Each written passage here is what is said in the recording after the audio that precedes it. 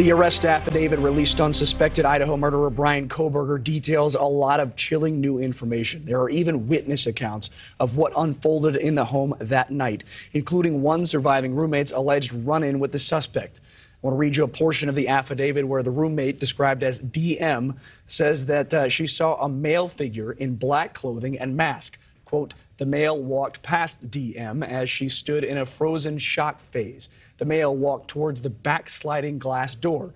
DM locked herself in her room after seeing the male. DM did not recognize the male.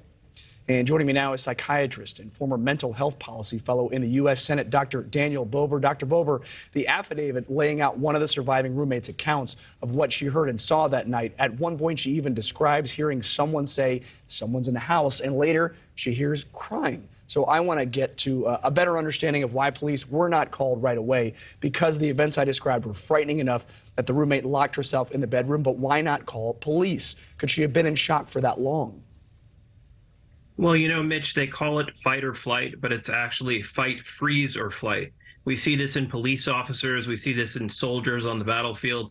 It's in the activation of what we call the sympathetic nervous system, and chemicals like adrenaline are released, which prepares your body basically for the fight of its life. And sometimes people can freeze up where they become disconnected from their thoughts and emotions, which is what we call dissociation. So this is a response that can happen in anyone. And a lot of people will say, well, I would react this way or that way, but no one really knows until they're in the situation. So I don't think we can judge too harshly here. So I understand freezing in the moment when a potential murderer, or at least just a strange man, is in your home after 4 a.m.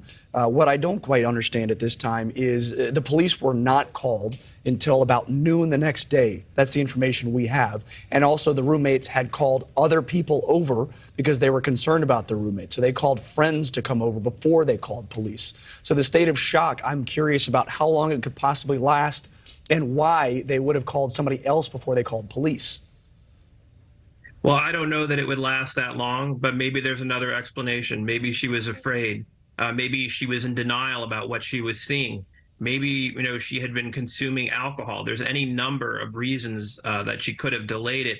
But obviously, I don't think it was for any nefarious purpose. I just think it was probably her particular response to something that she couldn't believe that she was seeing.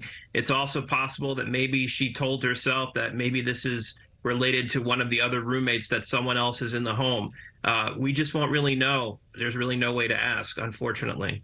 And I know this is a difficult question for you to answer, but it's why we have you on. The alleged killer here killed 4 people and then just walked right past a 5th. I'm curious as to what that indicates about the mental state of the suspect in this situation. So I believe what you're going to find out is that this killer was stalking a particular individual. And what do we know about stalkers? We know that the risk of violence increases if there's an intimate relationship with them. We know that the risk of violence increases if there's a history of substance use, criminal behavior, unemployment. So I believe that he had contact with one of these victims, whether it was a casual contact or a more intimate contact. We won't know yet until we find out more information. But I believe there was a single target here, and these people that were there with her were probably just other unfortunate victims. Thank you for watching. Go to newsnationnow.com to find News Nation on your television provider. And don't forget to click the red subscribe button below to get more of News Nation's fact-driven, unbiased coverage.